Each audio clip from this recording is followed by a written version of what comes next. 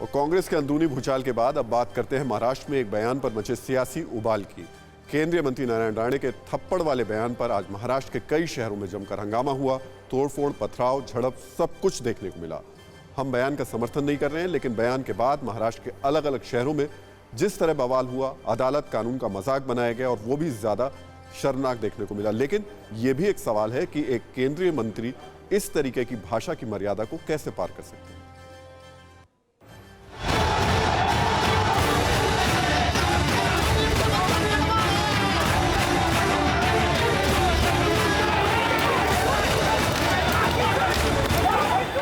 महाराष्ट्र में शहर शहर हंगामा हो रहा है।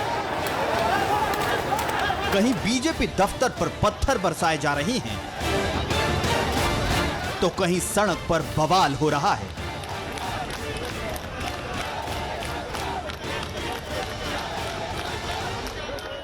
पथराव, हंगामा, ये महाराष्ट्र की फ्री स्टाइल राजनीति का रंग है। महाराष्ट्र की सड़कों पर यह सियासी संग्राम केंद्रीय मंत्री नारायण राणे के थप्पड़ वाले बयान पर छिड़ा है। नारायण राणे ने सीएम उद्धव ठाकरे के खिलाफ भाषा की मर्यादा तोड़ी तो शिवसेना के कार्यकर्ता भूल गए कि पार्टी अब सरकार में है।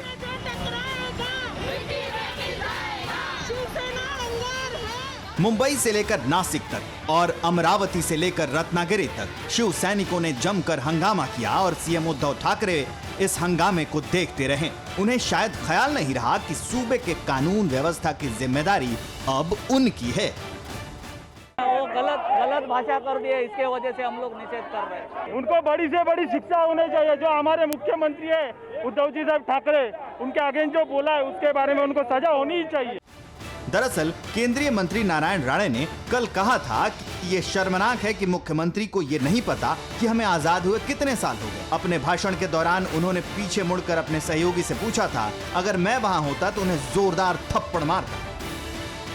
राणे और उद्धव की राजनीतिक अदावत पुरानी है। इस अदावत में नारायण राणे ये भूल गए कि अब वो केंद्रीय मंत्री हैं और उद्धव सीएम।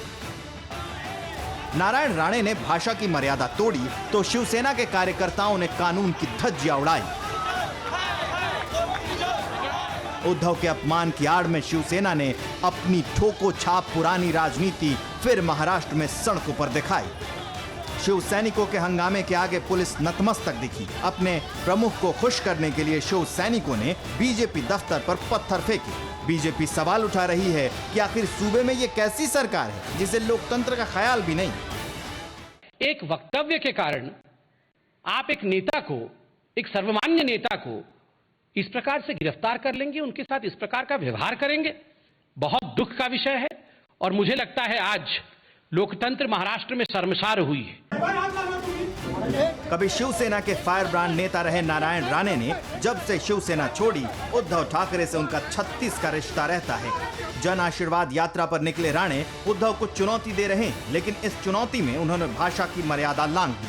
वहीं अरसे से राणे से बदला लेने की राह देख रहे शिव सैनिकों को ये मौका मुफीद दिखा। लेकिन सवाल उद्धव से है कि क्या कानून व्यवस्था खराब ना हो, इसकी जिम्मेदारी उनकी नहीं है। महाराष्ट्र में थप्पड़ वाले बयान पर कितना हंगामा, कितना बवाल हुआ आपने देखा। अब आपको बताते हैं कि सियासत की ऐसी कहानी जो आईना है उद्धव ठाकरे के लिए। एक बार बंगाल की सीएम ममता बनर्जी ने प्रधानमंत्री मोदी को थप्पड़ मारने वाली बात कही थी, लेकिन प्रधानमंत्री ने क्या कहा, आइए सुनते हैं।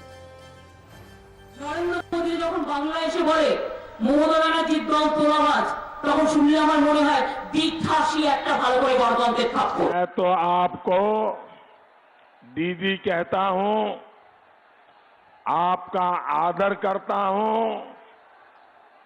आपकी थप्पड़ भी मेरे लिए तो आशीर्वाद बन जाएगी।